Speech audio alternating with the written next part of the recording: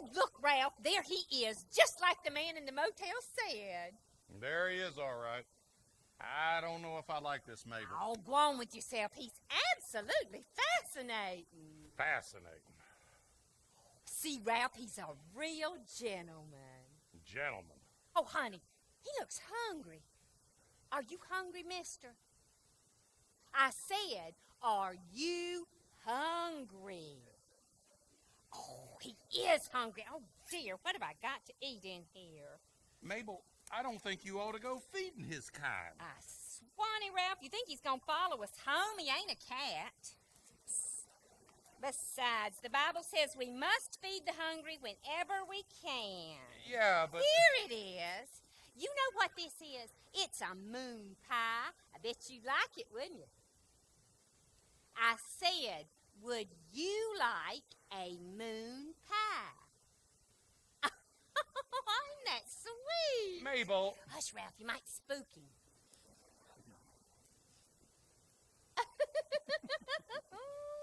Oh, I wish I had something for him to drink. If you think I'm going to go into town and get him an RC Cola, you're nuts. Oh, it tastes good, don't it?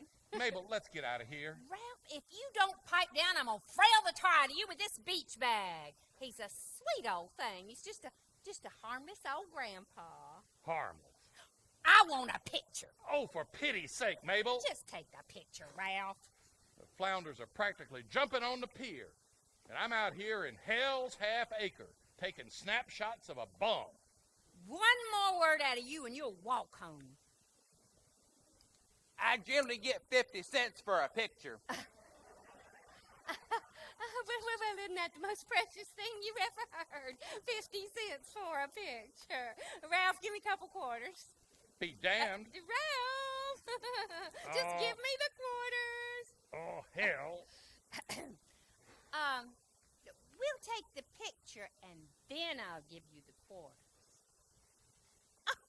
Swanee does the cutest thing. Can we get on with this? You reckon there's enough light? I'm not looking for a wedding portrait, Ralph. Just take the damn picture. How does this thing work? Oh, got it. What in the Sam Hill is that smell? Ooh, oh my God, Ralph, let's go. Oh. But I'm just getting the hang of this thing. Ralph, let's go. Of course. Ralph.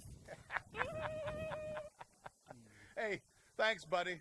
The look on her face in this picture is going to be worth at least 4 bits. I appreciate it. Woo!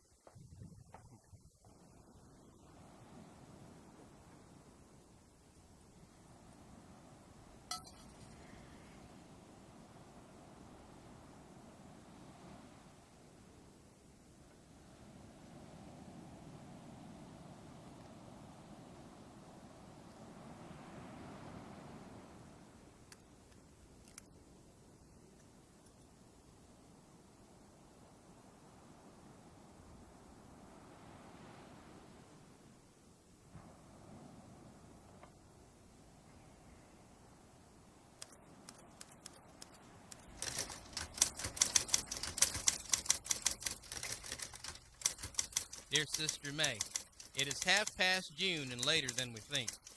We must not let the summer get away without knowing where it went. I wish you had been here with me one day this week and helped me enjoy the one and only perfect vacation day I've had. Have you been studying Taylor's work? It'll guide you through your many and various problems and help you see the light, as I have.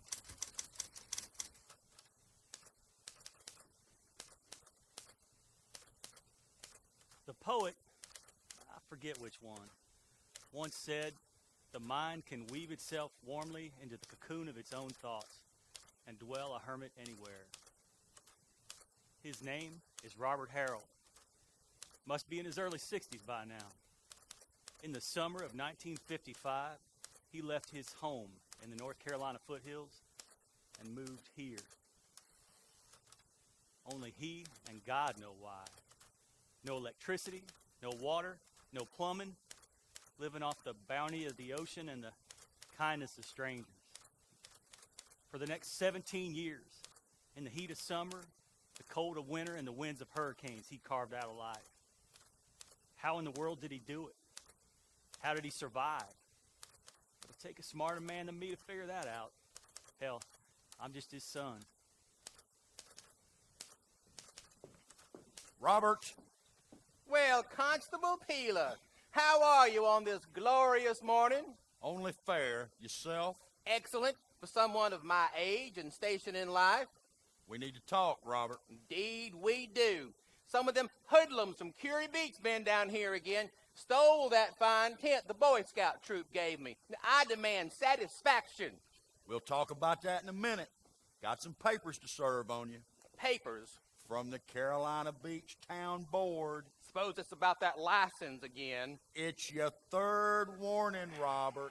You can't operate a business in New Hanover County without a special privilege license. I ain't operating a business. I'm providing a service. Don't make no difference. Now, I am good enough of a fishing guide that I can guarantee a small party a good mess of seafood. And I never miss. Just give me 24 hours to catch all the tides at the right levels. I know that's right.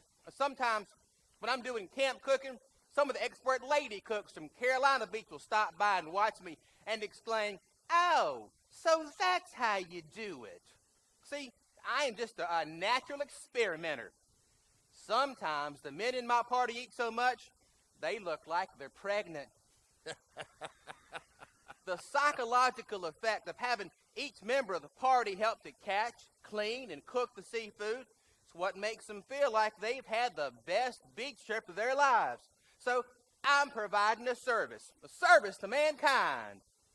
Robert, it's just $5 for the license. Why not pay it, get shed all this aggravation? You can scrape that much together, can't you? And it ain't the money. It's the principle of the thing, and I am a man of principles. Your principles just might land you in a who's gal. Hell. It's easier for me to just give you the money so I don't have to haul ass all the way back out here again. You're always a welcome visitor, Constable. Robert, you just won't do. Not if I can help it.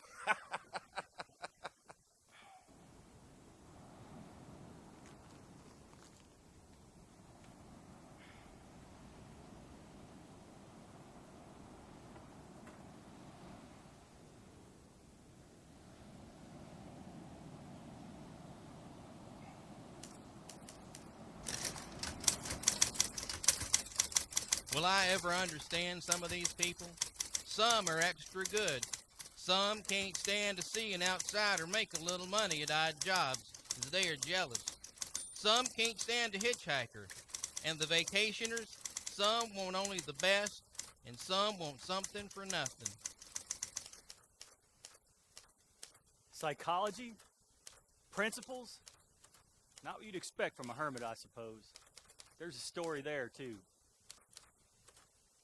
Dr. William Marcus Taylor, Unitarian minister, author, lecturer, founder and president of the Taylor School of Biopsychology in Chattanooga, Tennessee.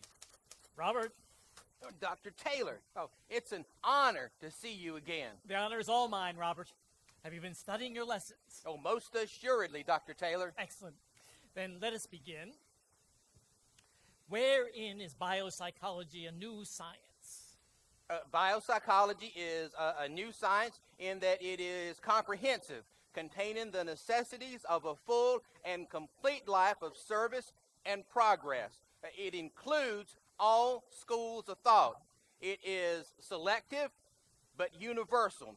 The practical angle of the inductive analytical method also contains a measure of newness. Why is our individual biopsychological status always changing? The cosmic vibratory influence from all past ages, including the present moment, is constantly pressuring upon each individual in progressive urgency. And what are the biopsychodynamics of the cosmos and of history trying to do? To make us well, strong, wise, prosperous, useful, and happy. And how do we know that the body, the mind, and the life are one and the same? The mind, life, and body are differentiated manifestations of the same. Every cell of the body is a thinking, feeling unit composing the body, life, and mind is a larger unit. Well done, Robert. Well done indeed. Thank you, Dr. Taylor. You are making excellent progress. I see a real depth in your understanding that speaks well of your diligence. Dr. Taylor, how much longer? Before you receive your degree. Yes. As I told you many years ago, the search for peace and enlightenment through biophysiopsychology is a long and arduous one. There are no set boundaries or timetables. Yes, of course. Now, if you'll excuse me.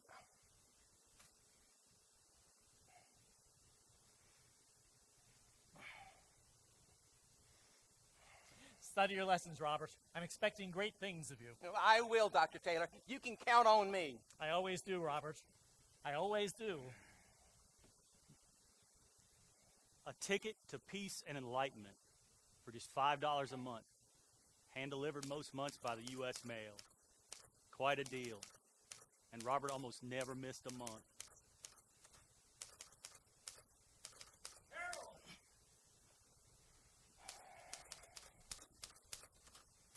That's your name, ain't it? Robert Harrell? You listening to me? Don't try to give me the brush off. I'm here to talk business. What possible business of yours could be of interest to me? Don't get smart with me, old-timer. I'm here to do you a favor. Don't recall ever asking a favor from you. Look, there's a passel of folks in town wanting you out of here. Bad for the tourist business to have someone like you hanging around. I got a bus ticket. Good for anywhere you want to go. Plus $20 to boot, just to clear you off this land. This land is mine. Law says so. I'm homesteading it. This ain't a homestead. It's a junkyard. Not fit for a pig. You can ignore me if you want, but you can't ignore the law. You're a nuisance. It might take the sheriff, or maybe the health department, but one way or the other, we'll get you off this land. Did you know that pigs are smart? Near about smart as dogs. Science has proven it. It's a scientific fact. This is my land, my home. I'll stay here till I die, and when I die, the crabs can have me.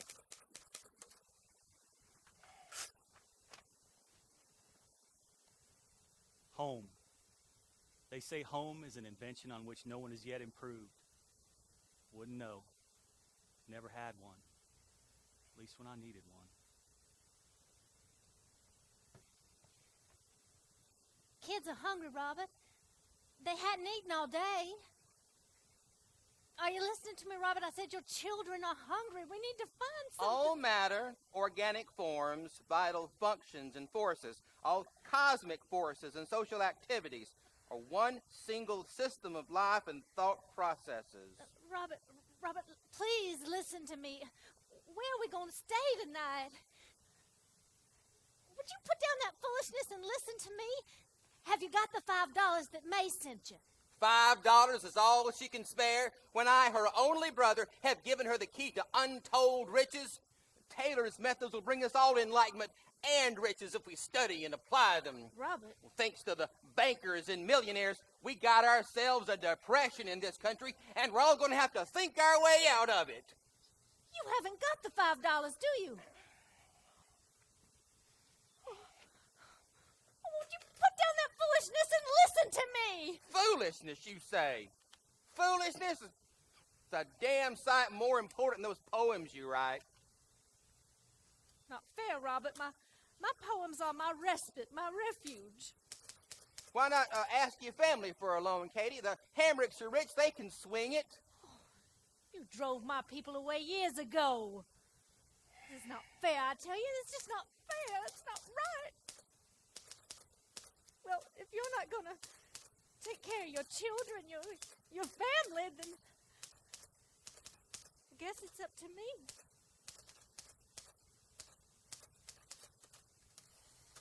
my children will eat tonight.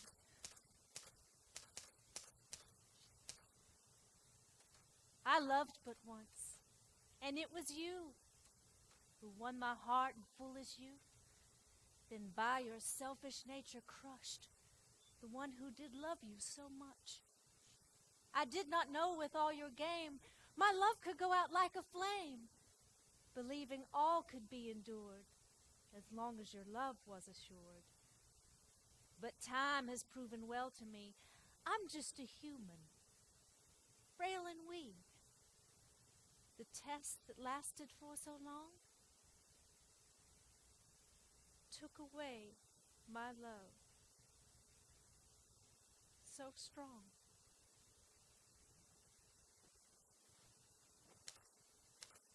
I know what you're thinking, but it wasn't for a lack of effort.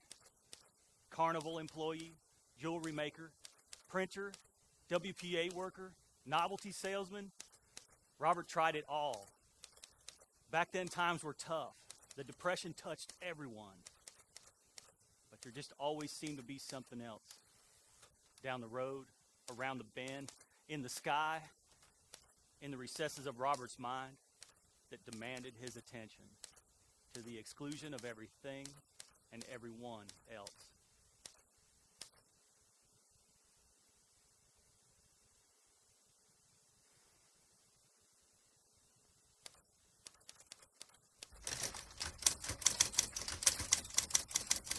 I am here for the announced and avowed purpose of writing the book.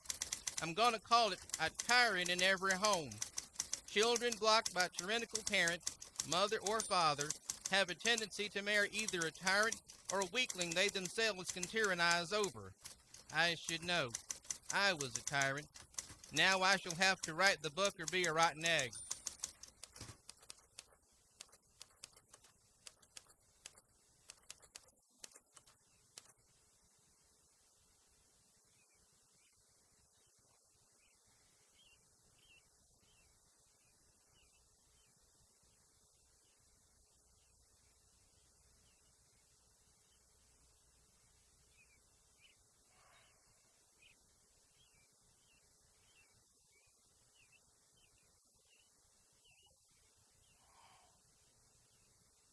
Hello, little fella. You sound kind of lonely. That wing looks pretty well shot. Bet you're hungry, too. Gotta be something around here you can eat. Poor little fella. What do you want? A bug? A worm? If it's wiggling, you'll be more likely to eat it.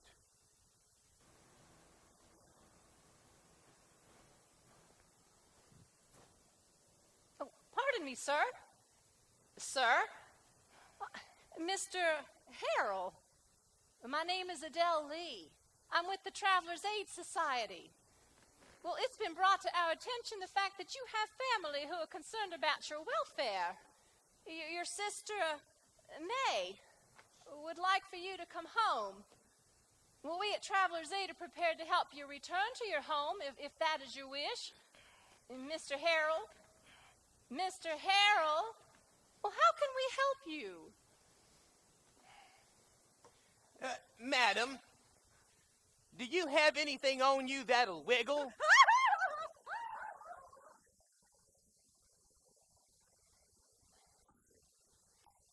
The whole world wants to send me home. I am home.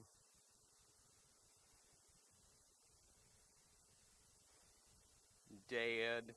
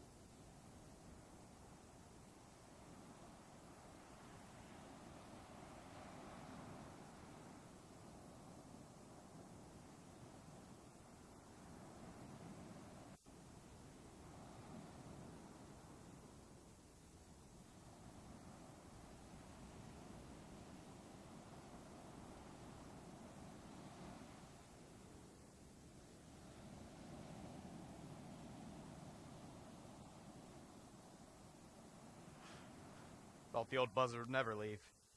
Between him and that wild man, this place gives me the willies. You and me both. You sure we ought to be doing this? If we want to make that $20, we better do it quick, too. Well, they said we should trash the place first. So? Well, it looks pretty well trashed already. How's he going to tell the difference? Look, just get started, all right?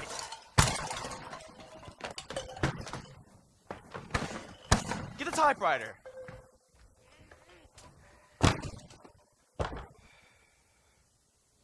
Looks like we're about done here. Bring the typewriter. Let's get out of here.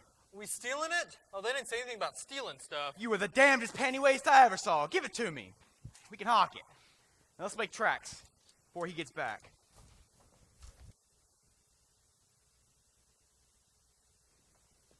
I can't say as I blame her. If you asked me if I had anything that wiggled, I'd run too. Ah, mere misunderstanding. That's all it... Well, they got me again. Who got you? Got what? The hoodlums. Look at this mess. Oh, I see what you mean. Let me help you straighten up, Robert. Oh, man. Made a mess, didn't I?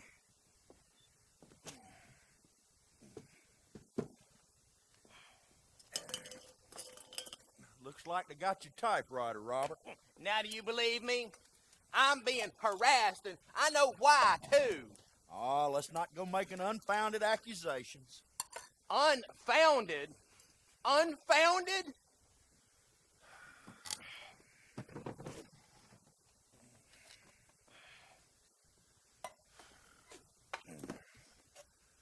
I'll go into town to the junk shop and see if I can find you another typewriter. You can pay me later.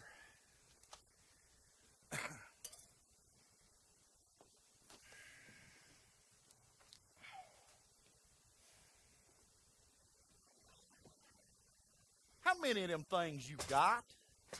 Man is a naturally wasteful species. One of these days, people gonna learn how to reuse stuff they think is junk. Well, that about does it, I guess. One more thing, Robert. What's that, Constable? Watch what you say to the ladies.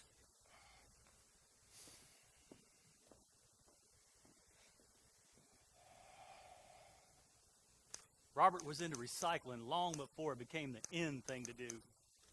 Don't be surprised at his prediction. He had a knack for looking into the future.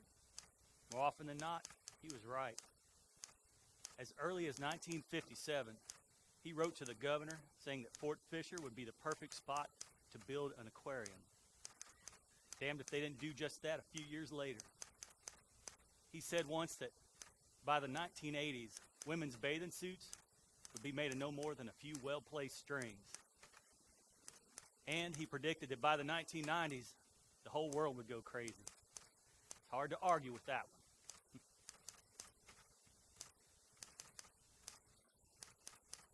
It's been said that every genius is touched by madness. Was Robert a genius? Who knows? Who's to say what madness is?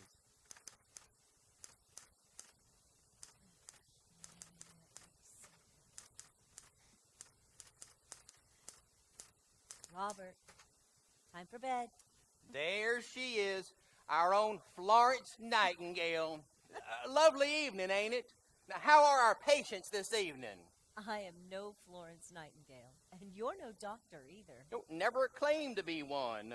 Yeah, well, you better quit acting like one. You keep interfering with the real doctors around here, and they're going to put you in the special ward. Interfering? And I am simply applying scientific principles This to is aid your my... place, Robert.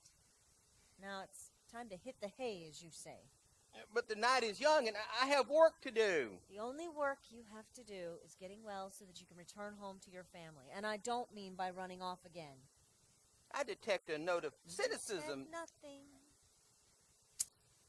Are you happy in your work? Dr. Taylor tells us everyone should be happy in the job that... Dr. Who? There's no Dr. Taylor on the staff. Oh, would that there were. Dr. William Marcus Taylor has devised and perfected a plan whereby anyone, even you, dear lady, can achieve happiness and enlightenment, no matter their perceived place in the cosmos. Their what? Never mind. Why don't you sit down and tell me what's on your mind? You're no doctor, Robert, and you're not going to practice your mumbo-jumbo on me. Back to your room. Lights out. 10 minutes.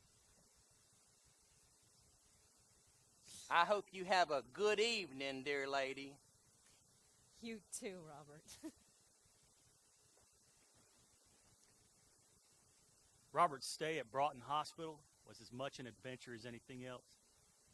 He saw it as an opportunity to practice Taylor's theories and torment his captors at the same time. When he tired of it, he started a series of escapes. Finally, they locked him up in the special unit, but he called upon his metalworking experience, fashioned a key out of a dining room spoon, and took off again.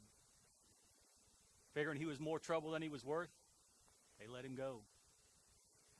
Even though he'd been involuntarily committed by his in-laws, Robert was kind of sad about leaving.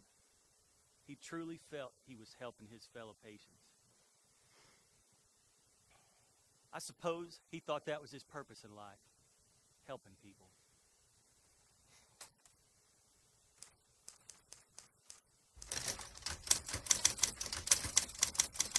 I hitchhiked to Fort Fisher 3 years ago with nothing but a nickel and a bad name. And I'd have had neither if somebody hadn't given them to me. I'd much rather have lived a plain and simple life than to have gone through all that I have. But chaff has no choice in the windstorm.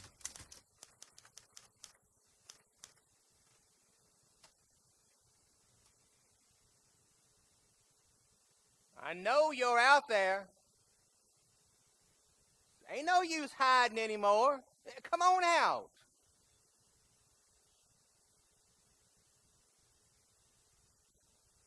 Well, hello, Pilgrim. It's about time we got acquainted. You hungry? Well, guess not. What with the way I've been feeding you? Oh, now that's a fine-looking specimen you got there, Pilgrim. You trap him? Oh, got him off the road, did you? Well, I can't say as I've heard it raining rabbits around here. Where'd you get him?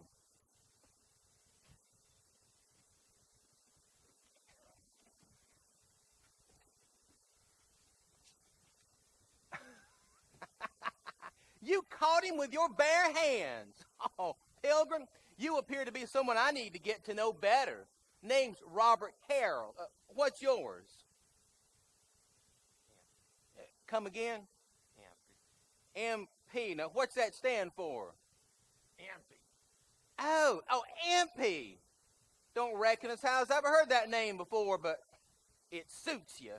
Come, set a spell. Oh, that's a nice-looking rabbit you got there. He'd be good eating a little later. We'll put him right down here. It's tough to separate fact from fiction sometimes. One story had it that Impey was the troubled son of a wealthy tobacco family. Another claimed he played football at Clemson and took one too many hits to the head. Still another said he was just a county employee and the victim of severe heat stroke that fried his brain.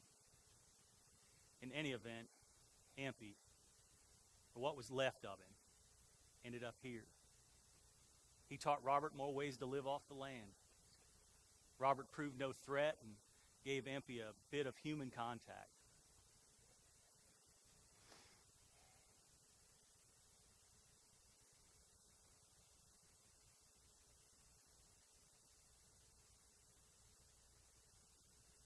A nice arrangement, but neither Robert nor his new friend could ever completely escape the trauma of youth.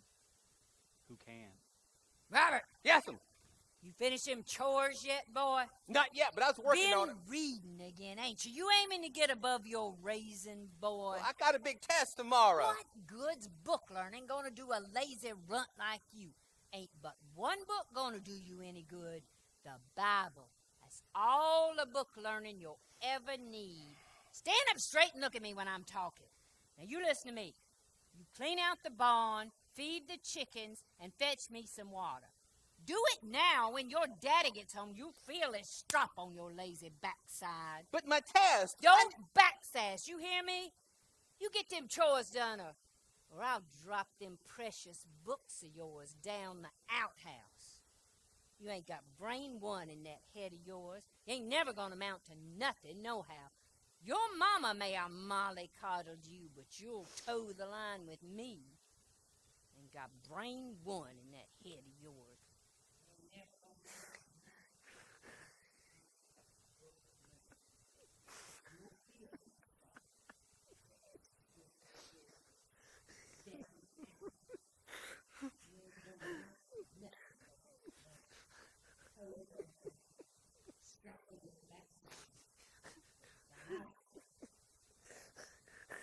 Robert? Robert! Dr. Taylor, wasn't expecting you. Life is full of unexpected occurrences, Robert. It's how we deal with these occurrences that spell the difference between success and failure. I understand, Dr. Taylor. Do you, Robert? Do you really? I want to, Dr. Taylor. You were born to success. You were created to have dominion. All the best things in life were intended for you, and you were intended for the best. But you are bartering away your birthright for a price, and you blush from shame because of your lack of self-knowledge and self-evaluation. No one will think more highly of you than you do of yourself. Self-appreciation is the first step toward success, and self-knowledge is the prerequisite to self-appreciation.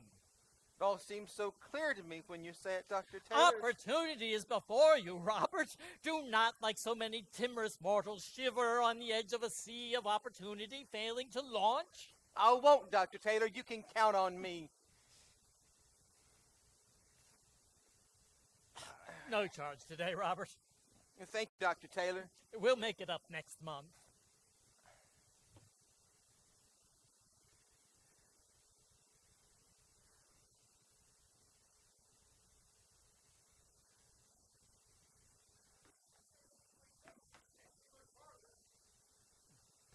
Hello. How are you doing?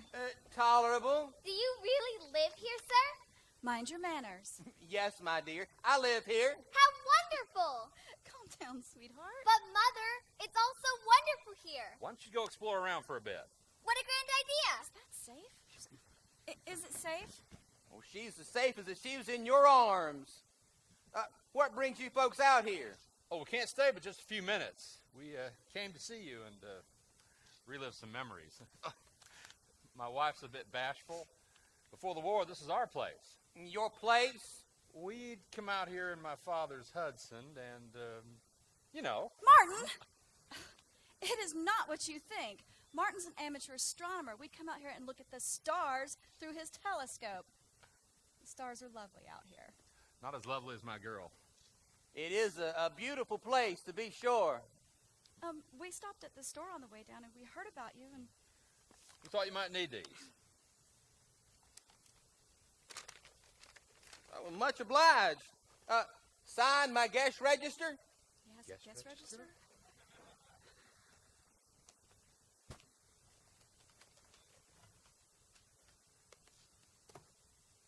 Oh my goodness. Look at all the names in here. Do you think I should ask him? Yeah. You sure? Yeah. Are you really a hermit? A hermit? Well, that's what the guy at the store said. Going to see the hermit?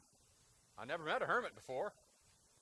Well, hadn't given that much thought. But if this area wants a hermit and needs a hermit, I'll do scientific research and become one. Well, why did you come out here then, to Fort Fisher, I mean? I came here to write a book on humanity. I'm here for the same reason Dr. Schweitzer went to Africa. There's no difference in our goals. His was medicine and missionary work. Mine's psychology. So you're a writer. I am. Shall I write something for you? Now? Mother, Father, this place is marvelous. There's birds and insects and, if I'm not mistaken, a snake. A snake? You said Oh, it was just a black snake, non-venomous and quite harmless. Maybe you should stay closer. You know your snakes, do you? Of course. Enjoy being outdoors? I don't get out as much as I'd like to. I have asthma. But I read all the time. Well, books can open the world to us. The world is so full of a number of things. I'm sure we should all be as happy as kings. Robert Louis Stevenson. That one is a ball of fire. Oh, she can be a handful sometimes. Well, I'm sure. Oh, here. Everybody loves a lover. Everybody loves me. Come, let's have a little fun down beside the sea. How sweet. Thank you. Mother, Father, look, a conch shell. The Pacific Islanders use these like horns. Watch. Well, you get the idea. Come on, sweetheart. Say goodbye to Mr. I'm sorry, I didn't get your name. Just call me the Hermit. Pleased to make your acquaintance, Mr. Hermit. And your name is? Fisher. Fisher Williams. A snake, huh? You were not supposed to find a snake. Fisher. Between you and me, those trips down here, it was what you thought. Oh, the shark, babe, has such teeth dear.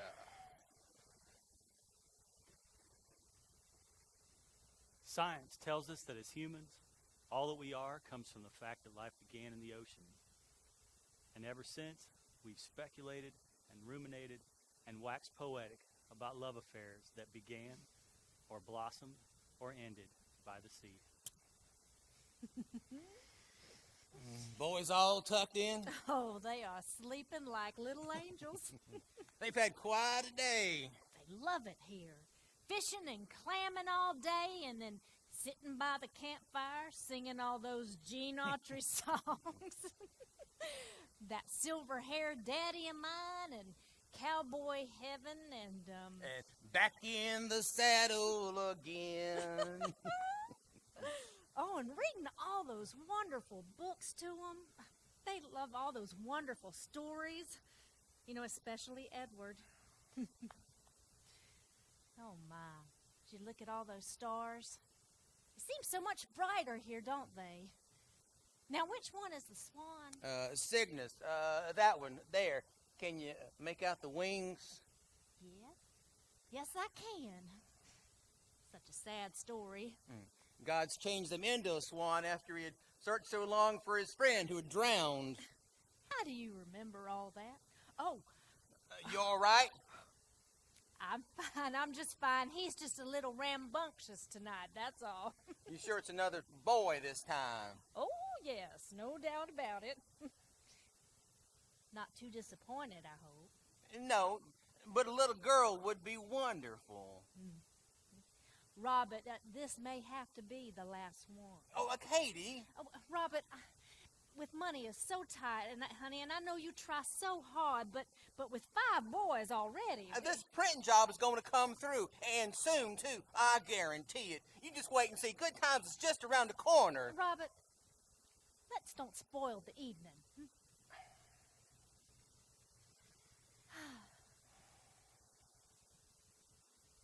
Nellie Kate. What's that? Nellie Kate. When we do have a little girl, I'd like to name her Nellie Kate. Robert!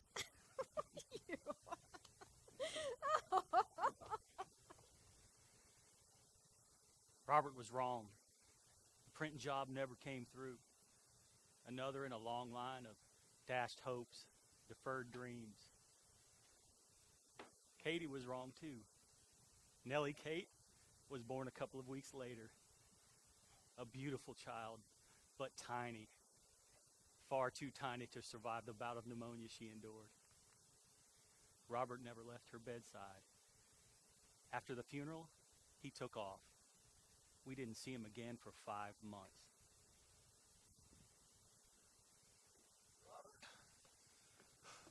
Robert Harrell? You anywhere around here? Afternoon, stranger. Stranger? Is that any way to talk to a fella you invited to come down here to live with you? Come again? Don't you remember me? I'm Stanley Southard with the State Department of Archives.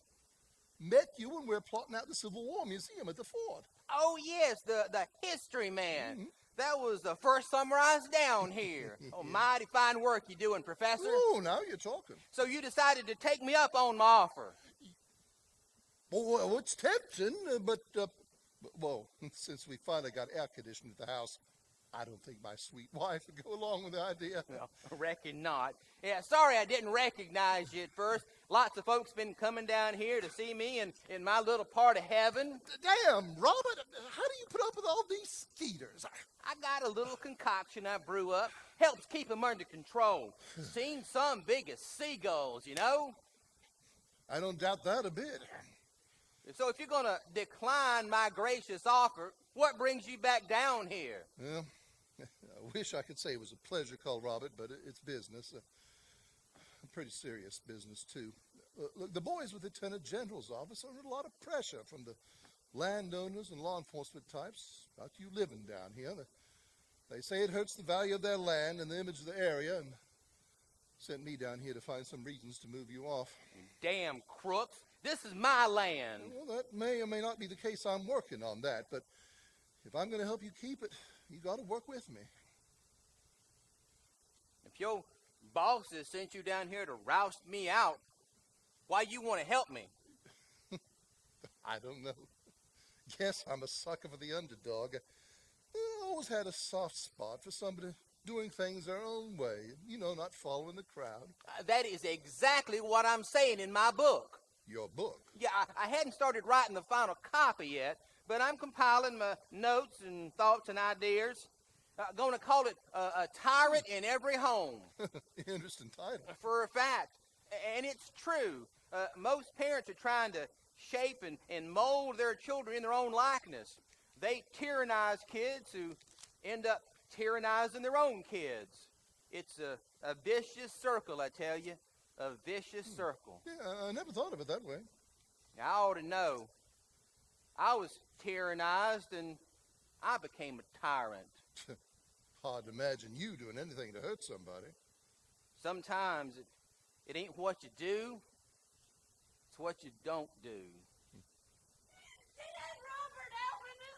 I got here as soon as I could. What happened? Oh, God. He jumped. He jumped from the train trestle. Jumped? God. He died in my arms. He looked at me and he said he was sorry, and then he just died in my arms. Why didn't you talk to him? He was your son. Why couldn't you make him see? He just needed some encouragement. He didn't have a job. He had a new baby. Oh, God. He just needed some support. He needed to know that everything would be all right, and now he's dead. Oh, God.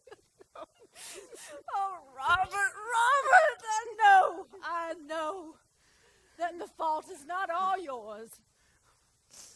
But a kind word from his father might have helped.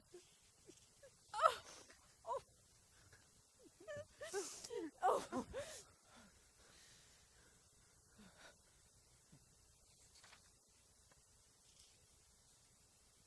I have to make the arrangements, Robert.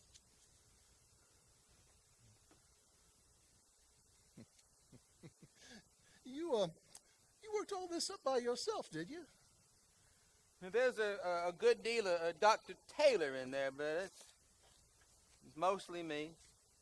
Dr. Taylor? One of the great minds of our generation, if you ask me. We are, by nature, an adaptive organism. Our success depends fundamentally on two things: knowing ourselves, knowing the world in which we live. These branches of knowledge are essential to harmonious and rhythmic living. And you got that from this Dr. Taylor? Yeah, I try to pass along a little bit of psychology to every one of my visitors in one way or another. You get a lot of visitors, do you? Oh, yes, hundreds a month. Oh, don't believe me? Well, the proof is in the pudding, Professor. I had a passel more of them, but some got ruined last time the hooligans got me. Oh, impressive. Why, there must be 1,000 names here. I'm sorry I doubted you.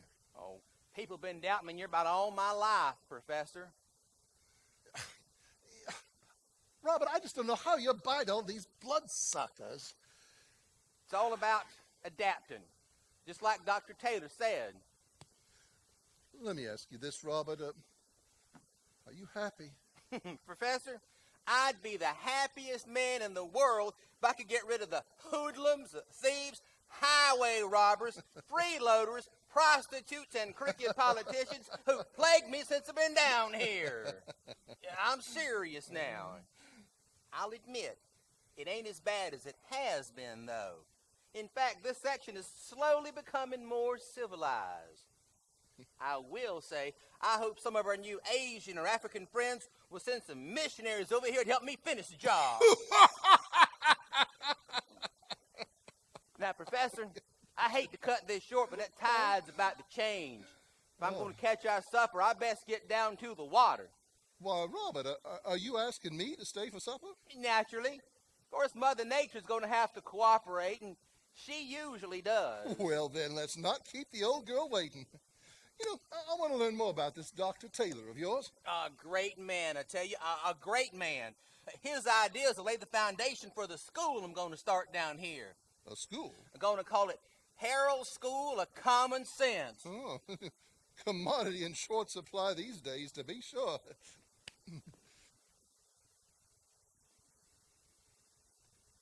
Stanley Southard went back to Raleigh and wrote up his findings. He told his supervisors that rather than trying to evict Robert, they ought to be thinking of ways to promote him and his encampment as a tourist attraction. In any case, Stanley assured them he wasn't going to be a part of any effort to force Robert to move. His words must have carried a lot of weight. Not only did the powers that be back off, Stanley kept his job. Best of all, Stanley was able to prove that when the state's property line was drawn up, Robert's land didn't even exist. Over the years, silt from the ocean had built up the land on which Robert was camped. So, under the laws of the time, the land was anybody's for the taking. Robert took it.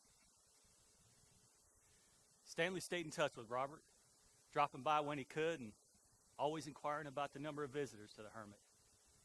For a while, Robert knew a little peace. Then the Wilmington newspaper did a featured story about him. The Raleigh News and Observer came too and dubbed him the psychologist in a pillbox, living in the wilds of Ft Fisher. More articles in other papers and magazines followed.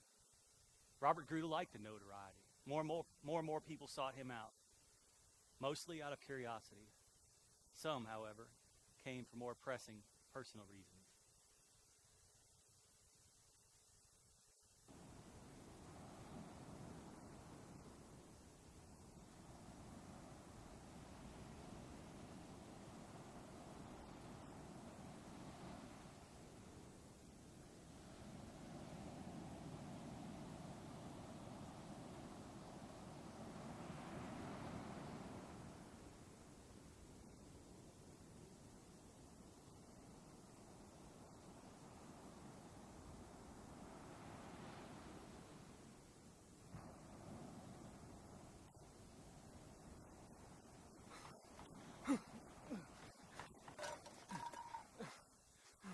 He tried to get me, Captain. I was just headed into town to buy a new hat. A couple of hoodlums pulled up in a truck, got out, said they wanted money. I told them I didn't have any. They didn't like that a whit. One got a chokehold on me. The other one hit me with a pipe. I wrestled myself free and run off. Lost my dang shirt. Should have stuck to the woods instead of taking the road. They're coming back, Captain. They're coming back. No, sir. No, sir. Ain't budging this time. No, sir. If it's a fight they want, I'm ready for 'em. Yes, sir. If it's a fight they want, come on, you hoodlums. Come fight like men. Come on. I'm ready for you. Dad? Who you calling Dad? Dad? Robert Harrell? Lots of folks know my name. What's yours? Dad, it's me, Edward.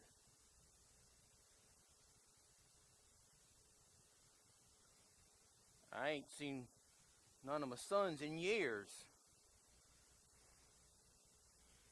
You don't look much like him. How'd I know you're not some spy from the government? How'd I know them crooks in Raleigh ain't sent you down here to trick me out of my land? But, Dad... Wait.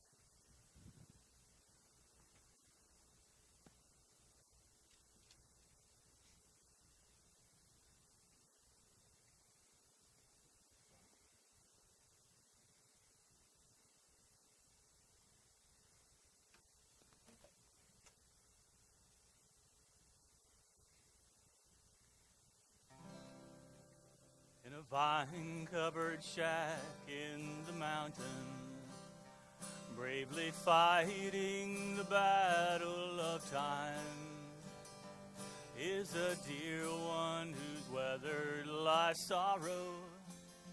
It's that silver-haired daddy of mine. If I could recall all the heartache, dear old daddy, I've caused you to bear.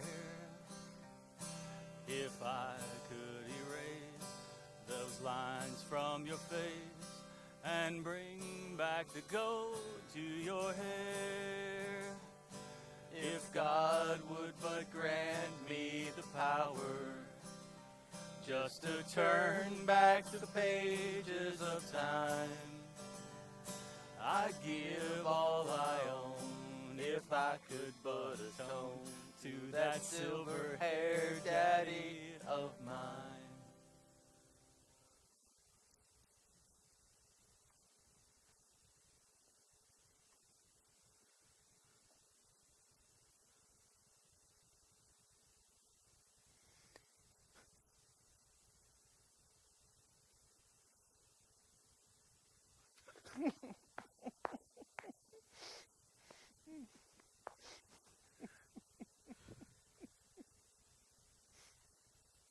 You've grown.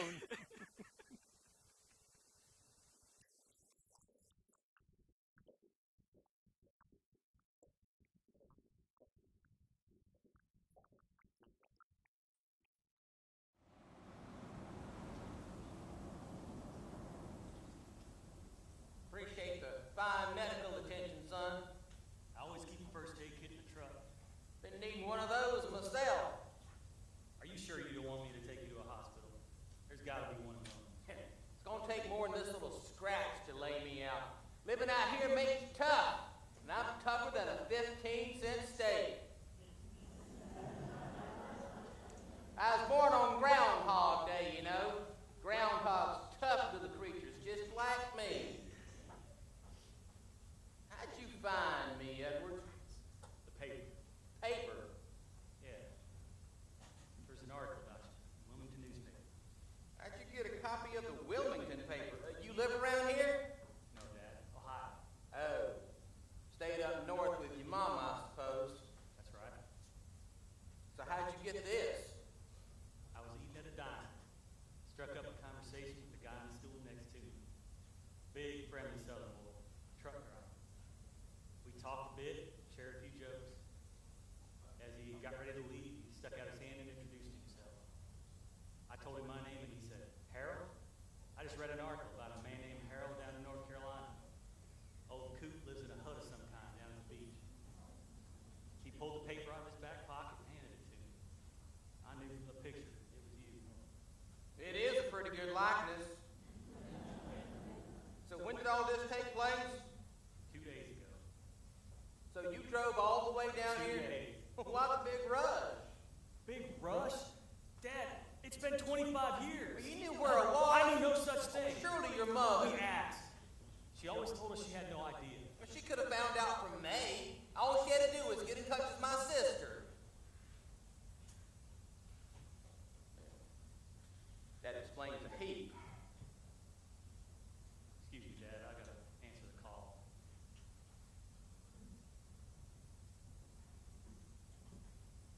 It's a good and generous offer, Robert. I feel like I should take it. A generous offer? He wants to make you a servant, or worse. It's a housekeeper's job, that's all. Oh, some millionaire up in Pennsylvania has to got an ad in a newspaper down here just to find a housekeeper. They ain't got any women up there that know how to use a mop and broom. He is not a millionaire, Robert. He's a good Christian man and has offered me a salary and room and board, and he has no objections to me taking the boys. Why not the boys?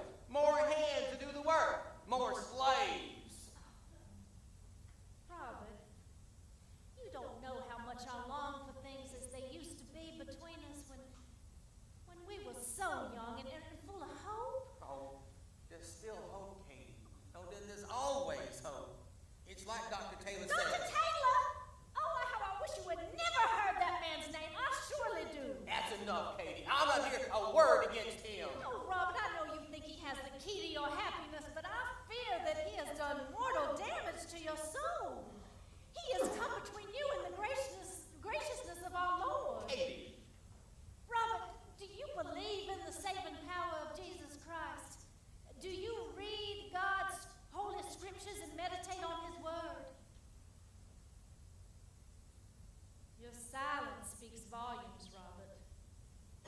My silence is the only thing keeping me from telling you exactly what I think about the hypocrites in the world. Them that reckon their beliefs is the only ones that count for anything. Nobody else knows anything about God or life or death. It's against their law for anyone to think for themselves. Robert, God's word is true.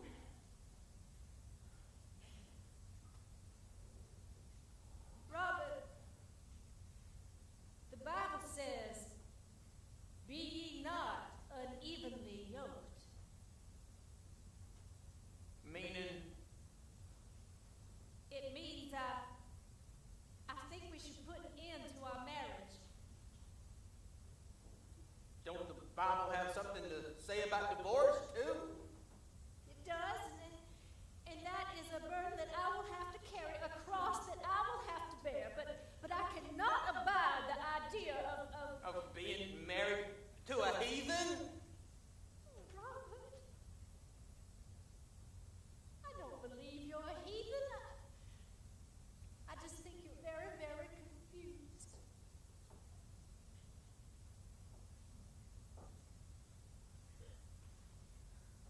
Goodbye, Robert. And God bless you.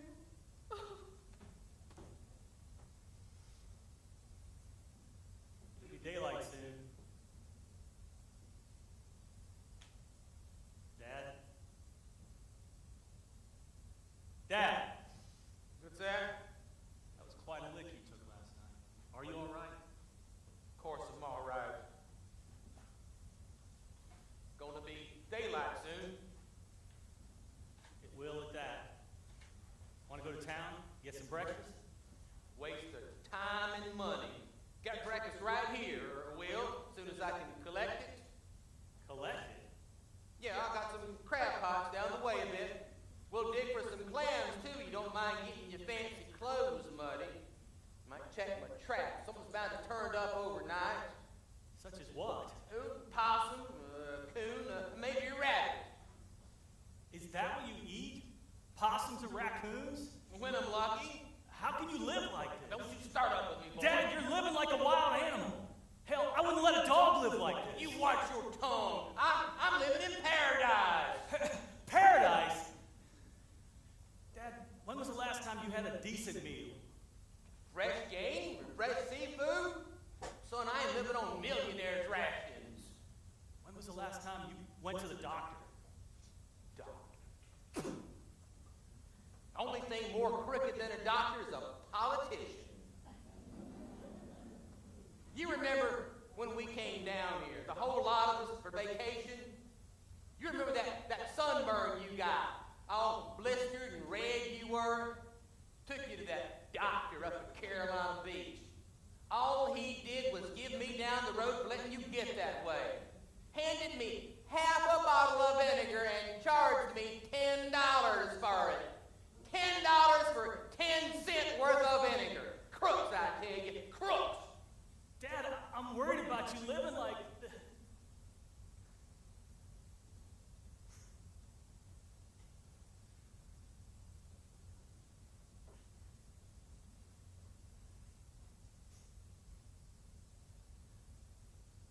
Here, Dad.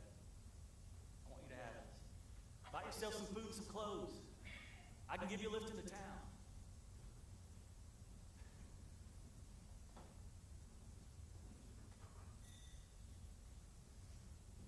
Does it look to you like I need money? Where? How did you get all of them? My visitors. Visitors? Hundreds of them. Coming by to see the Ft Fisher Hermit. It's what they call me, you know. Didn't aim to be taking money at first. Folks just started dropping coins and bills into my frying pan. Saw no reason to stop them from doing it. But Dad, there must be at least... Never mind how much it is. It ain't important. But Dad, it is important. You've got money and you live like this? I live like I want to live.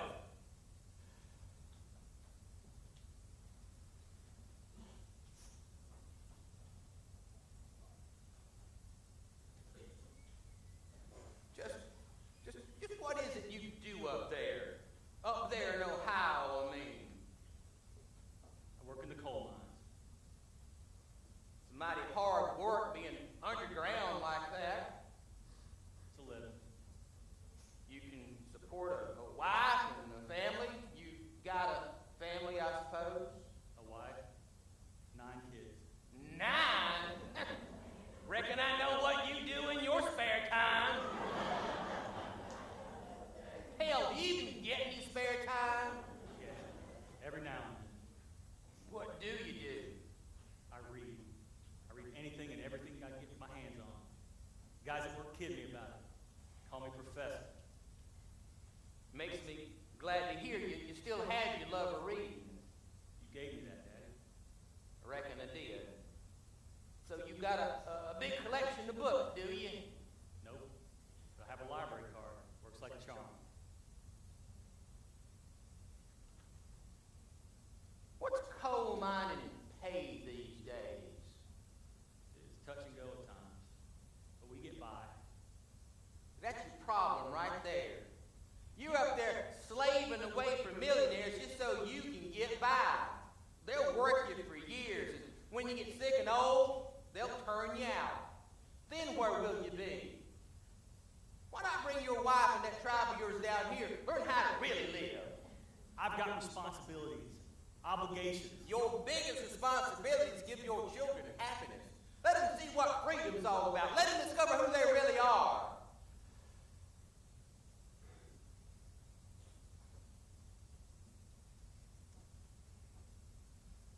I know what you're thinking.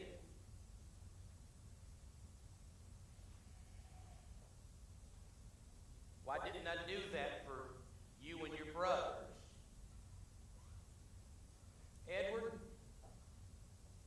I loved you boys with my whole heart. Your mama, too. But I just didn't know how to show it. I wanted to tell you things. Just didn't know how to say them. Never got that from my folks, neither.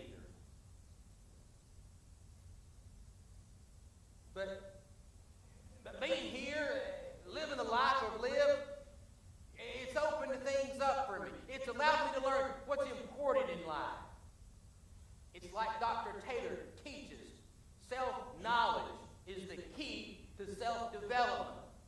Man needs the freedom of movement in the open air to enjoy the beauties of nature, of which you are deprived.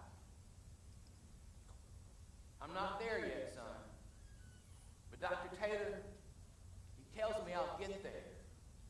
I want you to avoid my mistakes. Dad, I ain't building a heritage by the sea for you and them grandkids you tell me I got.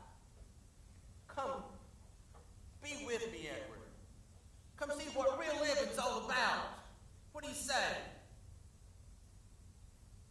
I don't know who this Dr. Taylor is, but you seem to be pretty set on what he says. Are you really happy, Dad? I am, for a fact. I can't just pull up stakes and come down here. Oh, son! I can't. And that's final. But if this is what you want, this is what makes you happy and brings you peace, then I want my kids to know their grandfather. Maybe some of that happiness and peace will rub off on them. Fair enough. I don't know how long it'll take me to get them here, but I'd like to visit you again with the kids and Virgie. Virgie. Expect that's your wife. It is. Hope she knows she's got herself a good man. Now, don't sell yourself short, son. It's like Dr. Taylor says, no one will think higher of you than you do yourself. Come on, we about to miss that tide, unless you fancy a possum breakfast. I'm not much of a fisherman, Dad. My boys say I couldn't catch a fish if they were falling dead out of the sky. That bad, huh? Well, you stay here and stoke up the fire. I'll be back directly.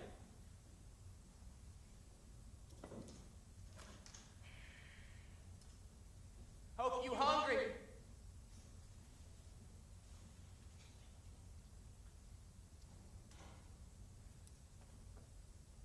Some comedian one time said, success is getting what you want, but happiness is wanting what you get. I worried about that, and that never changed.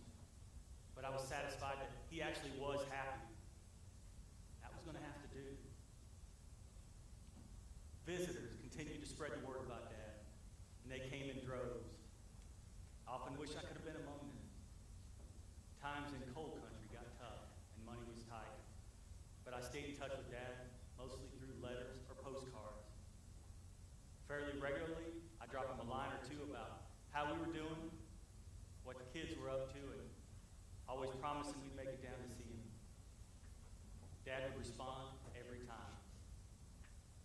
One of his letters was 14 pages, single space front and back, all full of philosophy and politics and his observations on life at the water's edge.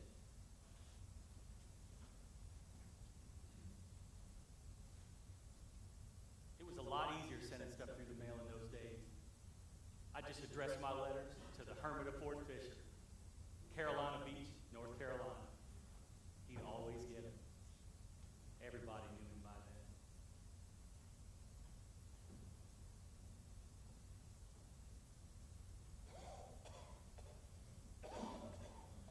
For the life of me, Captain, I can't understand the wasteful ways of some people. Oh, there is years more usefulness left in this ray.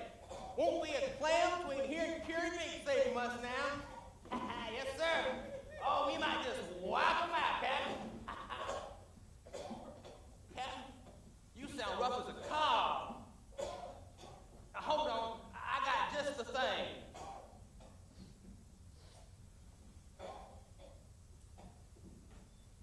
Here you go. Dr. Bob's magical medicinal elixir will cure that cough.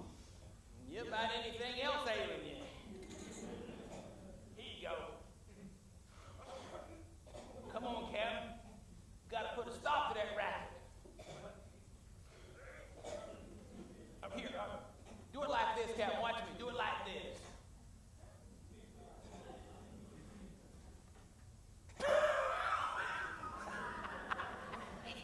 Not too bad, huh? Here, you give it a try.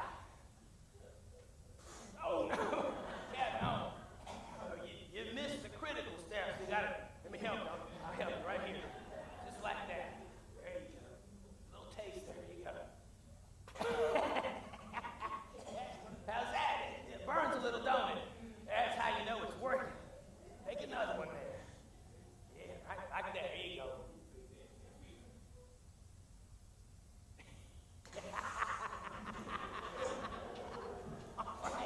All right. It's starting to kick in. Here you go. Just another little dose for you. There you go. Yeah. Oh, you'll be feeling fine in no time.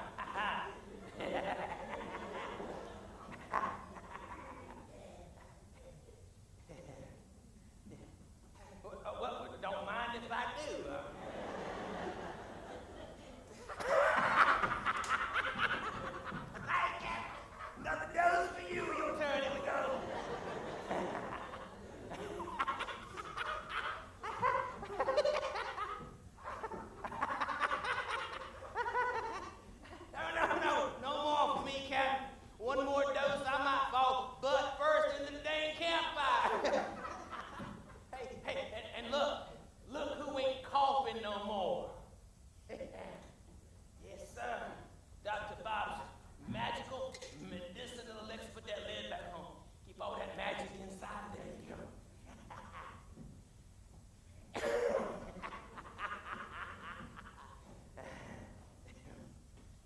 Oh, you take that with you. You might need it again. Don't forget.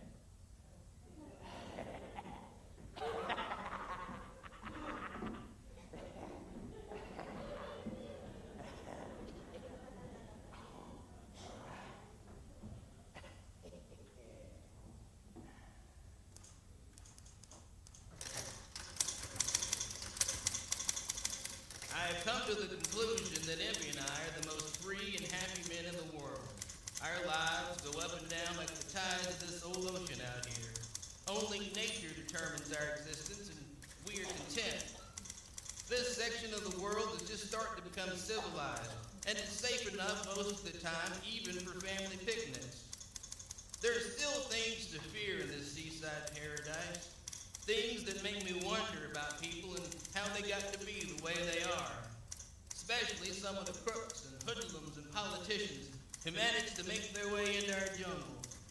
I live in an area alive with snakes and spiders and all manner of creeping things, but I'd rather have a rattlesnake living in the bunker with me than some of the human beings I've encountered through the years. Hey, Constable Peeler. Evening, Robert. How about a little company tonight? You're always welcome, Constable. To what do I owe this honor? Wife's gone visiting relatives in Raleigh. I got the weekend off. Thought you might like a little company. Believe I would at that. Make yourself at home. Brought along a little treat. You like barbecue, don't you? Oh, Constable, in my humble opinion, barbecue is near about the best thing you can do with a dead pig. Yeah. Never heard it cooked quite that way before. Whew. Went and put a little hot sauce on it for you. I hope you don't mind. Oh, can't be too hot for me. Same here. Ooh-wee.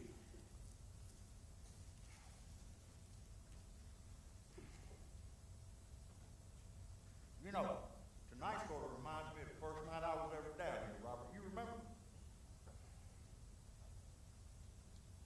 My scout troop 206, came down here back in 55 for a camp out here at the fort one weekend. We were going to look at the Civil War relics, you know, bullets, butts, stuff like that. There was about a dozen of them, but that scoutmaster, he brought along enough steaks for twice as many. He got them ribeyes to cook, and after a while, one of the patrol leaders hollered out, "Hey, there's somebody in the bushes spying on us." I do remember now. A body could smell them snakes for 20 miles. The adults were a little leery of you at first. Finally, one of them scouts convinced me it'd be our good deed for the day to invite you to dinner. Expect I know which scout it was.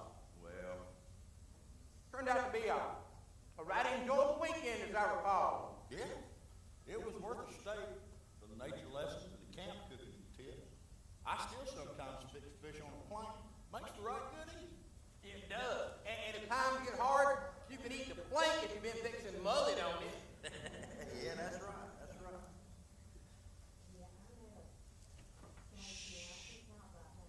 You boys were the first people to show me any kindness, any human decency when it came down here. Fact is, I was just before pulling up station, heading back to Shelby. It would have been our loss, Robert. Hope you could stay here a long time.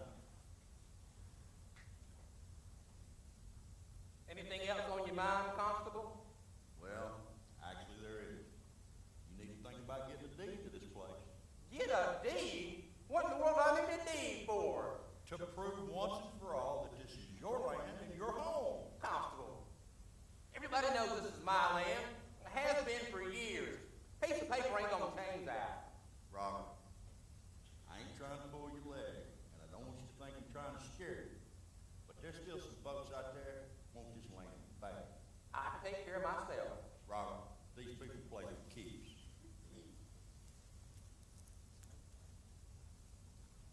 Another thing. I got a deed, I'd have to start paying taxes, wouldn't I? Well, I suppose. Well, that settles it. You think I'm sending 1 red cent to them crooks in Wilmington or Raleigh or Washington for that matter? You are sadly mistaken. No deed. Now that's fine. Damn it, Robert. Why do you have to be so pig-headed? Ain't pig-headed. It's dedication to principle. You understand?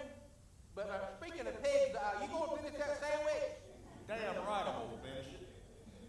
Hell's bells, I forgot your tea. Got a whole gallon out in the car. Mess with my sandwich, old man? I'll have you arrested for theft. Well, if it'll put your mind at ease, I'll just mosey along with you, Constable. Yeah, well, I'm gonna take the sandwich. You know too many ways in and out of here. I know them all. I got a couple of new ones this last time you was here, too.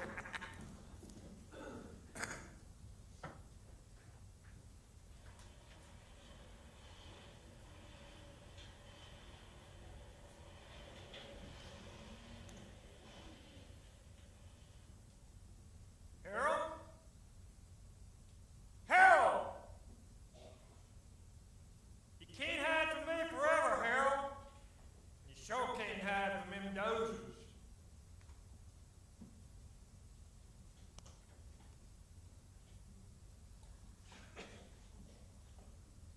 What was it he called this place the first time I was here? His ranch? Nah, oh, yeah, it's his homestead. See, juggier now than it was then. We will take care of that.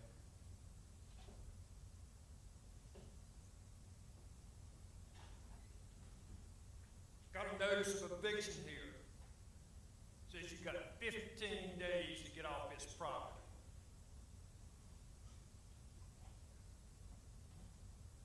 This land's going to be developed into the finest resort area in the country. The boys behind this project got more money than God and more connections than Southern Belle. Judges, sheriff, I got them all right in their hip pocket. Beats the hell out of me why they're going to drag your ass off. They insist on paying you something. There's $500 cash money in this envelope. Probably more money than you've seen in your life. Now you need to take it, pack up, and move off. We'll take it.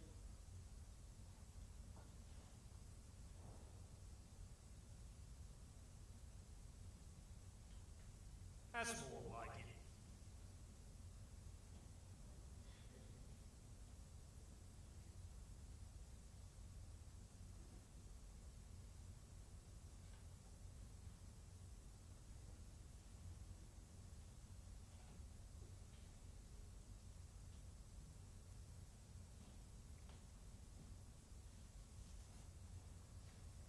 You're a crazy son of a bitch, you know that? Think you're gonna be able to stop these people? They get what they want, you hear me? They get what they want.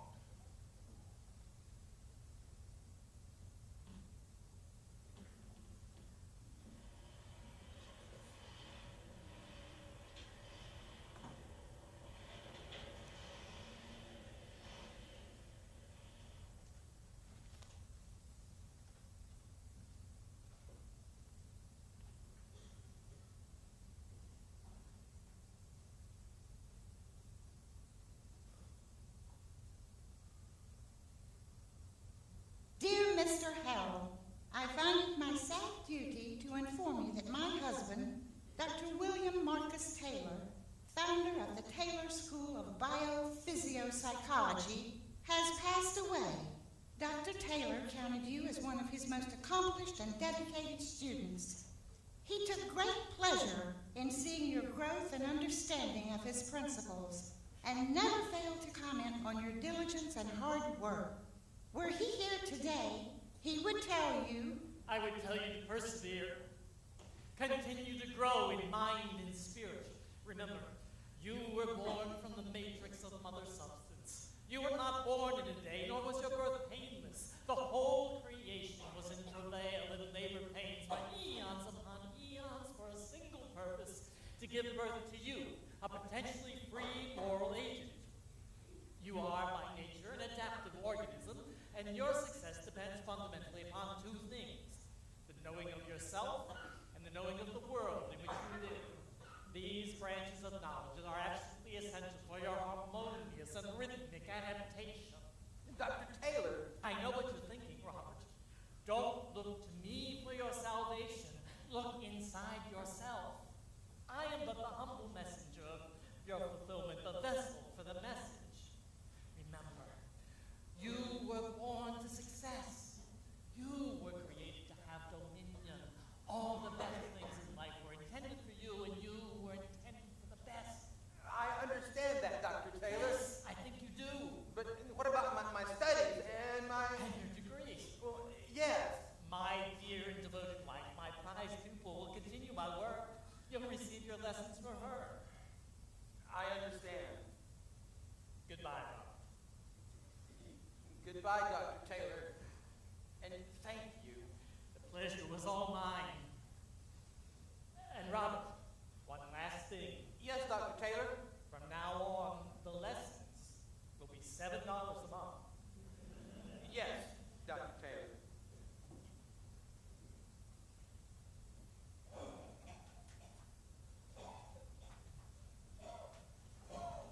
What's the matter with you, Captain?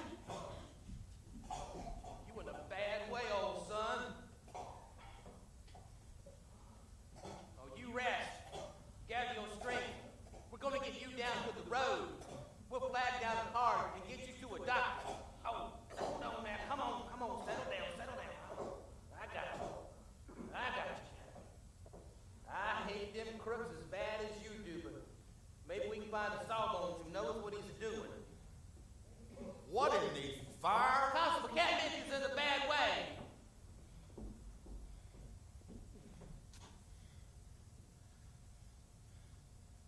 We got to get him to town, Robert. Can we get him to your car? I reckon, but let's give him a minute. You feel up to helping me tote him? Yeah.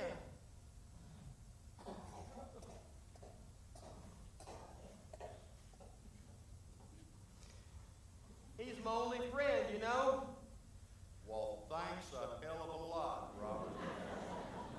No, you a good friend too, but if he's a kindred spirit, he knows what this life is all about. Suppose that does count for a lot.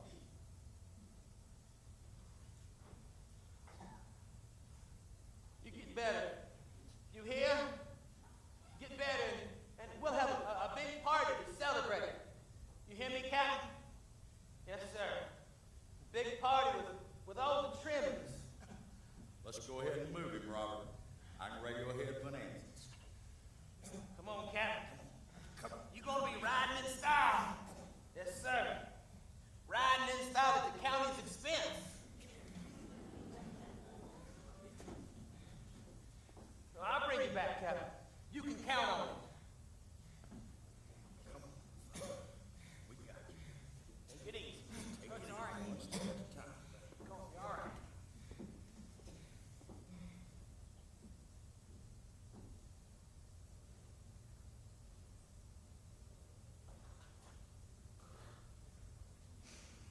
This is a wild goose chase. I will whip your ass. I'm telling you, I saw the old coot down in the store. He had a wad of cash on him that could choke a damn horse. Yeah, where's he gonna get money like that? Beats the hell out of me, but I know what I saw. He probably gets it from all the suckers that come down to gawk at him. Check over there.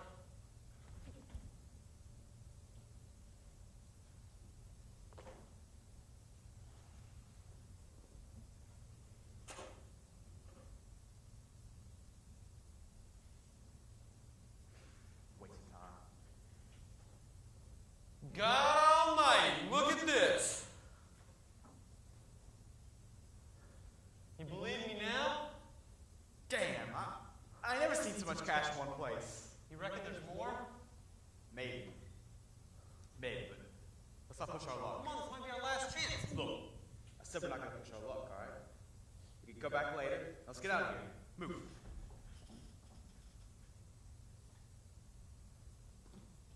You could always come back.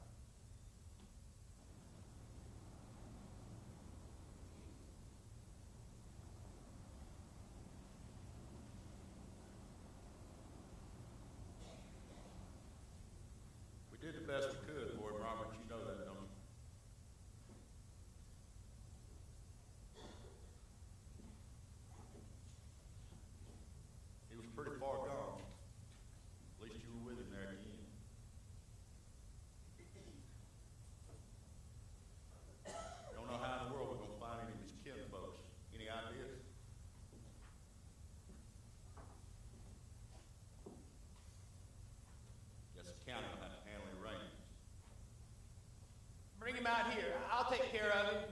Now, Robert, you know that ain't gonna fly. He ought to be out here in the place that he loved. Can't argue with that, but the law don't allow for it. Then the law should be changed. Maybe so, Robert, but that's way above my pay grade. I'll look into what can be done.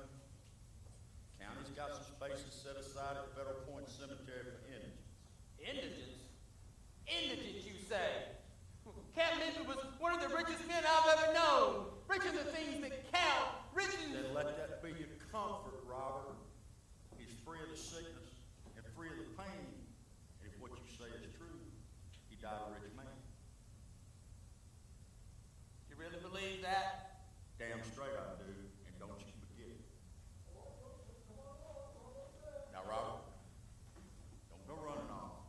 Don't disappoint these folks. Just so tired. Robert, you mean something special to you. Otherwise, they wouldn't come all the way out here. They need to see you, Robert. Robert, they need you, and you need them. Oh, morning, Robert. Hope we're not disturbing you. Professor? Morning, Deputy. Is everything all right? Real fine. Robert's just had a long night, that's all. I was just fixing to shove off myself. Oh, well, hope you can stick around a minute or two more. Brought some friends with me, Robert. Been telling them a lot about you over the years, and this being such an auspicious occasion. Auspicious? Oh, I've been keeping up with Robert for quite some time now. Right, interesting fellow, wouldn't you say? Interested in them some. Oh, these always interested me too. Robert's a guest register, you know. Based on what I saw, I did some calculating, got in touch with the state tourism folks. And If these signatures are genuine, looks like he's a pretty big deal in their eyes. Robert, based on these signatures, it looks like you're the second biggest tourist attraction on the North Carolina coast. Damn, are you sure about that? Well, they want to do some additional verification. If Robert will allow me to take some of the notebooks with me, they can extrapolate the numbers and be able to tell for sure. This letter will explain the procedure.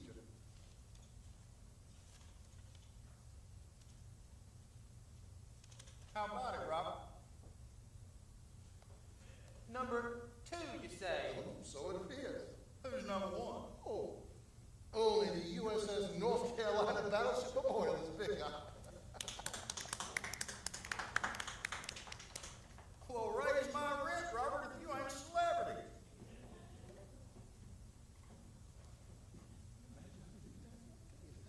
Robert. Life is funny, Constable. Reckon it is, Robert. My whole life, I've been a failure. An absolute failure. I was a failure as a husband, failure as a father, businessman. Give it all up. Come down here, become a hermit. Sometimes success just takes a while to show itself. Just think of yourself as a late bloomer. Look, come in here. Dad? Edward, that you? For a fact. What? Sorry for the surprise. It was kind of spur of the moment. Costing you right smart, ain't it? Hauling all the way down here from Ohio. We came into a bit of money, or rather Virgil did, when her aunt died. Wanted to bring the whole family down. Dad, I want you to meet your granddaughter, Carolyn. Carolyn, this is your grand- Anybody want to say anything?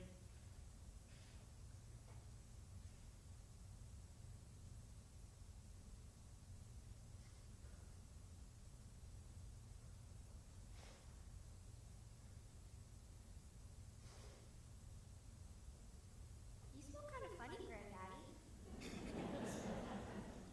That's just Mother Nature's natural perfume, darling. Oh, okay. Virgie and the others are pretty tuckered out from the trip. They'll be down tomorrow. This one wanted to see her granddad. Wouldn't take no for an answer.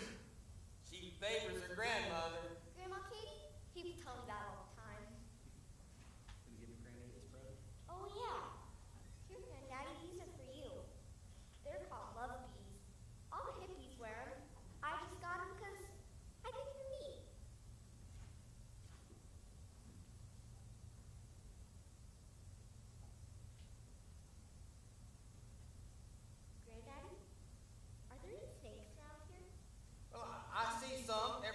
while. Great.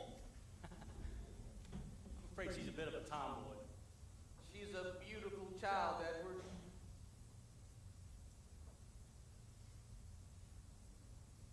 So, how's your mother? She's well. She sends her regards. Well, the old place looks pretty much the same, Robert. How you been? Tolerable. Why did you decide to become a hermit, Mr. Harold? Don't know as how I decided anything. Seems like life just sort of made the decision for me. Do you regret it? No, ma'am. Not by a long shot. I recommend that everybody be a hermit for a few moments every day, just so they can study, meditate, and commune with their Creator. So you recommend this for everyone? My friend, millions of people want to do just what I'm doing. But since it's so much easier thought of than done, well, they elect me to represent them. Of course, there's plenty of hermits all around the country. Most likely you know some yourselves. I can't think of any. Of course you can. They're millionaire hermits living in big mansions and never talking to each other. Are you ever afraid living out here by yourself? Fear is a poison. It'll kill you just as sure as the world. I know. As a boy, I pretty much lived in fear all the time. So living out here helped you get over that fear. Don't know as how a body gets over it completely, but I recommend that each day or at every opportunity we do some of what we're afraid to do. Not enough to shock or discourage us if we fail, but enough to continually convince us we can safely do it. You mentioned creative. Are you a religious man, Mr. Harold? Well, I was raised a Baptist, but I got over it. By my count, I have studied 319 religions of the world, trying to find one fit to believe. And were you successful in your search? Mind sharing which one you chose? Near as I can tell, the only ones that got it figured out are the Unitarians. Does it bother you that people think that your life and the way you live is strange? Strange. Well, I mean, it's not normal. People are stuck in their own idea of what normal is. Civilization's always been unkind to men with different ideas. Early Christians were burned and crucified. Made Socrates drink poison. Thoreau was thought to be a lunatic in his day, just wanting to go off to Walden Pond and meditate. So you know Thoreau, do you? Really? However mean your life is, meet it and live it. Do not shun it or call it bad names. Life looks poorest when you are richest. The fault finder will find faults, even in paradise. Love your life, poor as it is. I believe you do. Oh, well, don't let Robert's appearance fool you. He may be a hermit, but he's a well-read hermit. Books were my only friends in my youth. They made no judgments and were always there when I needed them. Books took me anywhere I wanted to go. What do you think of the current world situation? I'm going on 80 now. The world situation don't seem a bit different than it was when I was 20. Same crooked politicians cooking up the same way to hold down the common man. From what I've seen, the prospects of things getting any better are pretty slim. Well, how do you feel about welfare? Seems like you'd be a good candidate for that. I really feel for the poor people in this country.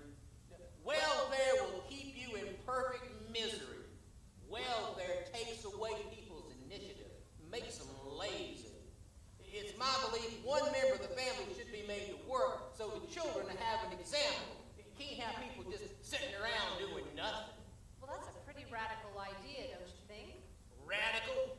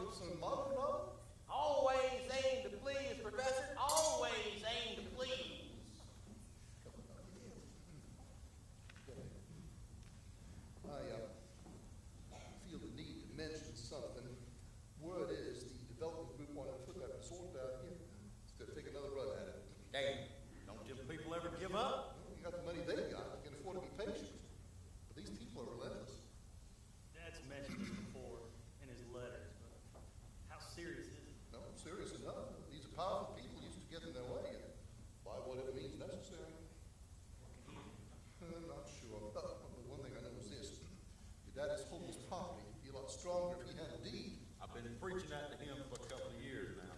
Now, I took the liberty of having deeds drawn up, one of them do-it-yourself deals.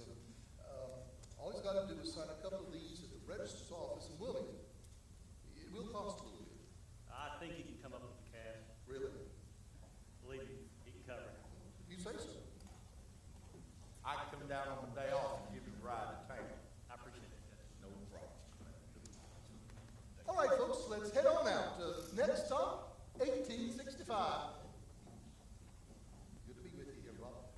Good to see you. Take care of this big young man. Dr. Orr, you take care of my friend here. Robert, good to see you. I'll see you soon. You're always welcome, Constable.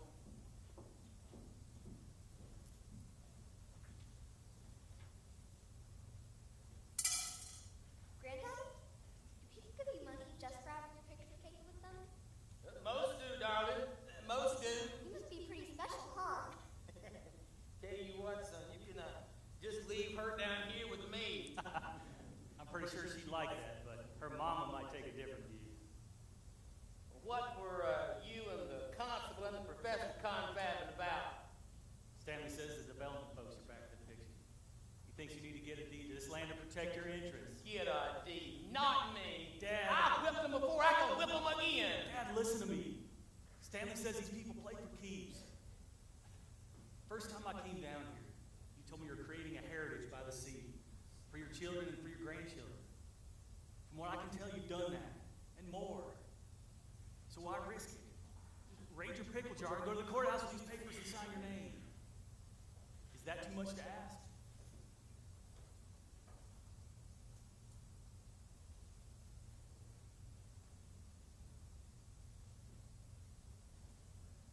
Ain't saying I'd like it, but I reckon I could. That's fine, Dad. Real fine. You best be getting back to your mom and others, Carolyn. Oh, can't we stay a little longer? Tell you what, little lady, you get your daddy bring you back down early tomorrow morning and I'll teach you how to fish. Oh, Granddaddy, I already know how to fish. But I usually need help with bait. Let's go. Walk me to the car, Granddaddy?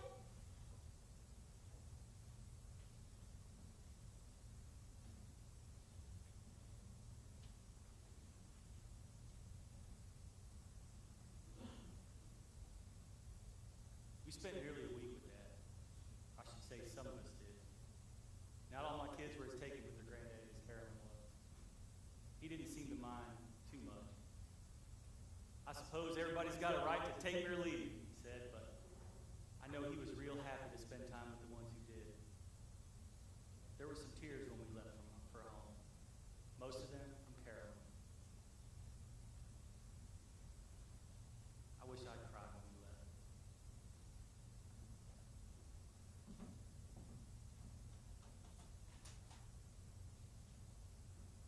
A prosperous day, Captain. Yes, sirree. Ain't no prize winners, but they'll surely fill up the frying pan.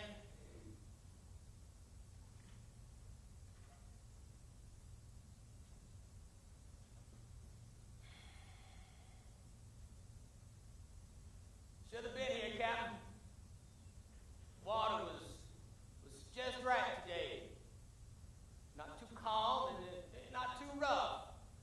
Just sort of steady and easy, you know.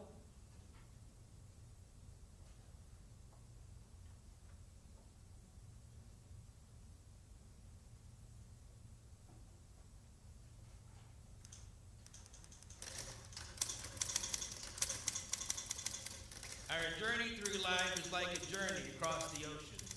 If the winds are forever calm and the water is like glass, the trip can be a downright bore. On the other hand, if the winds rage and the waters are angry, the trip is perilous and fraught with danger. The best journey of all is where the elements test you, with just enough adversity to keep you on guard and strong, ready for anything that might come your way. If we live our lives in a self-reliant, prepared way, the journey can be full of wonder and amazement.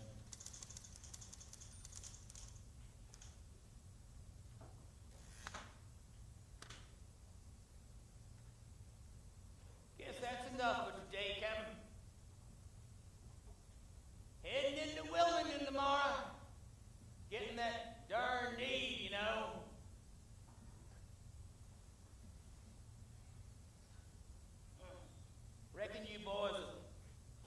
tomorrow. Night, Captain.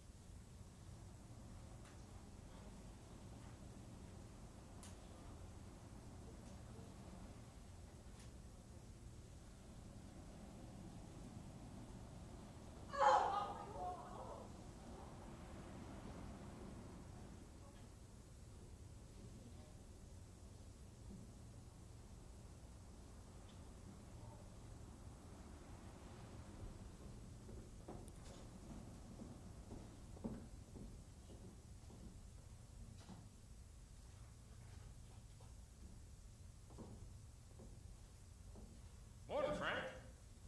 Nice day, huh? I said a nice day. Oh, that's right. You knew the old coot, didn't you? Sorry. Don't want to sound insensitive. Guess seeing a lot of dead bodies kind of hardens you after a while. That fella in there is about as dead as any of them. Has the sheriff dispatched the detectives yet? Detectives? Yeah. They on the way? Don't need no detectives. Why the hell not? It is my opinion that Robert E. Harrell died of myocardial infarction attributable to advanced age. Myocardial. You trying to tell me you ruling this a heart attack? That is my professional opinion, yes. Are you crazy? Did you even look at it? His face is bloody, he's covered in bruises, he's covered in sand. Been taking medical courses on your days off, Deputy Peeler? Medical courses. A damn blind man could see Robert was murdered. Look at this, Henson. Drag marks. Look to me like they go from here all the way down to the water. All of which makes for a very easy explanation. Your friend here suffered a heart attack down by the water. As you may or may not be aware, people don't always drop dead when these things happen. Appears to me, he suffered a heart attack down there, crawled and stumbled all the way up here, injuring himself on the way. He crawled into a shack, and as we say in the business, succumbed. Wait a minute. Wait a minute.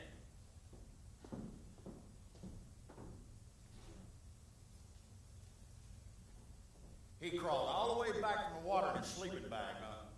Frank, you need to let go of this. Guess we'll find out during the autopsy. Won't be any autopsy. Why not? Sheriff made that very clear when he called me to come down to this pigsty. No autopsy. Why the hell not? Budgets are tight, Deputy. You know that. Sheriff can't see wasting taxpayer dollars on a damn vagrant. I'd be careful how you respond to all this, Frank. Those tight budgets might force the sheriff to make some tough personnel decisions. You get my drift. If you think I'm gonna let this go, you got a hole in your head. We'll see who's the crazy one, Frank. Boys from the morgue will be here soon. You have a real good day, yeah?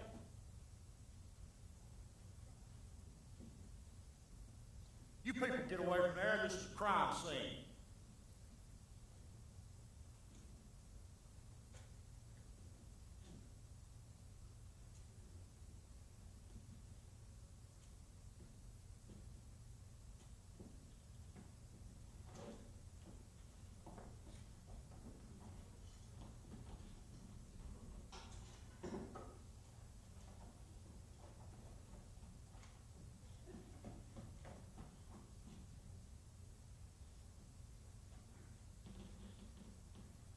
They called us and said that Daddy died of a heart attack. We came down, collected his body, and buried him in Shelby. The first time, that is. We later moved him to the Farrell Point Cemetery, just a few feet from his pal, Empty. It just seemed the right thing to do. Peeler was forced off the sheriff department. 9 years later, he contacted me.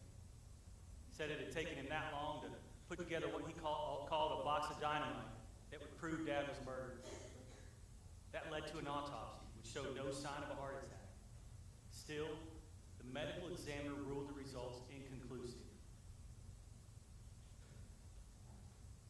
Over the years, a group formed to remember Dad and seek a full investigation of his death. Called themselves the Hermit Society. They began to lobby for an official investigation. On February 2nd, 1993, the towns of Cary Beach and Carolina Beach issued proclamations of Robert Harrell Day. It was the 100th anniversary of Dad's birth. The Wilmington TV stations and newspapers covered the ceremony and the interview. Excuse me, Mr. Hermit. Got the shot set up, Charlie? Mr. Harrell, you're the Hermit's son, right? That's right. What do you think of today's events? Well, I appreciate what the towns are doing, but I do have to tell you, it's kind of ironic. In what way? Well, they spent a hell of a lot of time trying to get rid of Dad when he first moved here. And what he told me, it was pretty tough at times. Guess it took a while for them to realize what he was all about. Like I said, I appreciate it. I want to thank the Hermit Society, too. They had a big hand in it. Do you think the society's efforts will result in the reopening of your father's case? I have to believe that someday it'll be proved that Dad was murdered. I just hope that day is soon coming. Mr. Harrell, do you really believe he was murdered? I'm sure of it, and I promise not to rest until we proved it. I'm also sure that the people who did it are out there, thinking they got away with it. Well, boys, keep thinking that. We'll find you. We'll prove what you did. You'll pay. Count on it. Thank you.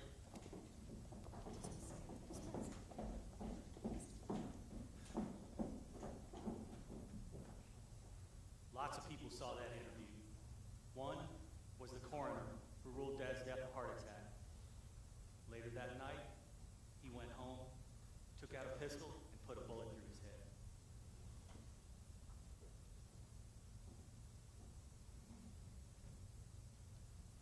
I wasn't able to keep my promise.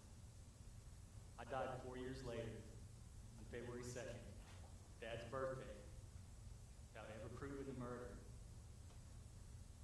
They say regret for something we've done softens over time. It's regret for things not done that proves to be inconsolable. I regret the missed years, the missed opportunities to get to know my father, to understand him better. And in some ways, I regret that he had to come to a place like this to find the happiness he had missed for so much of his life. Regrets? I doubt Robert had any. If he did, he put them aside and lived his life as best he could in the place he loved best. He wrestled with his demons and called it a draw, if not an outright victory. And if the mark of success is the number of people who remember you and love you and miss you when you're gone, then Robert Harrell was, in fact, the most successful man I ever